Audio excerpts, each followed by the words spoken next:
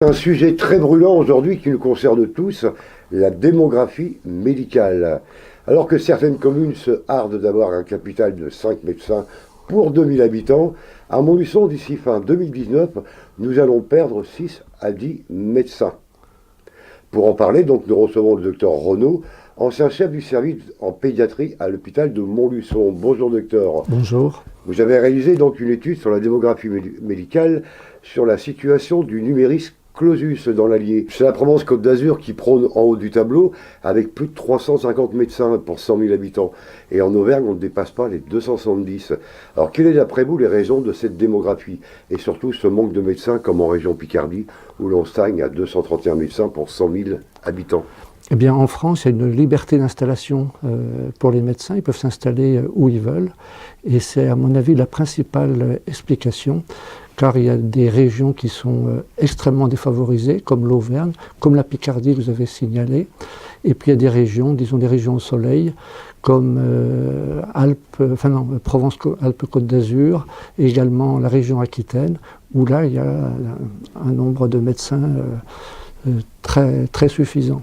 Quelles vont être les conséquences de cette pénurie de médecins en Auvergne? Alors, dans la région Auvergne, il y a également des inégalités. Il y a beaucoup moins de médecins dans l'Allier que dans le Puy-de-Dôme et le Cantal. Et les conséquences, c'est que, si je prends l'exemple de Montluçon, il y a environ 5 à 6 000 personnes qui n'ont plus de médecins traitants. Et les gens vont directement dans les urgences hospitalières. Lorsqu'on n'a pas de médecin, la première idée, c'est d'aller aux urgences. Mais grâce à ça, les urgences sont encombrées. Alors, dans les services d'urgence, on estime que seulement 5% sont des vraies urgences, 20% sont hospitalisés, et plus de 70% des patients auraient pu être pris en charge en amont. Donc, il faut absolument qu'on modifie ce système. Pour moi, le système de santé, il est à bout de souffle. La première chose, je pense qu'on n'arrivera pas à s'en tirer si on ne régule pas l'installation des médecins.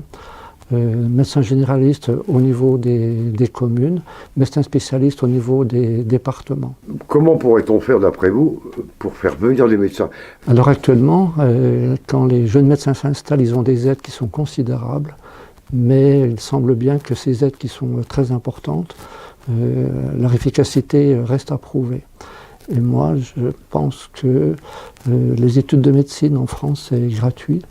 Et je pense qu'en contrepartie, on pourrait demander aux jeunes médecins d'aller, mettons, pendant 4 ou 5 ans, dans des zones de désert médical, comme on le fait pour les notaires, les pharmaciens, les énarques, qui ne vont pas s'installer où ils veulent. Et je pense qu'en médecine, il faudrait faire la même chose. On a vu sur TF1, donc avant-hier, un reportage où certaines villes rappelaient les médecins de leur retraite. On voit des médecins qui officient encore à 70 ans.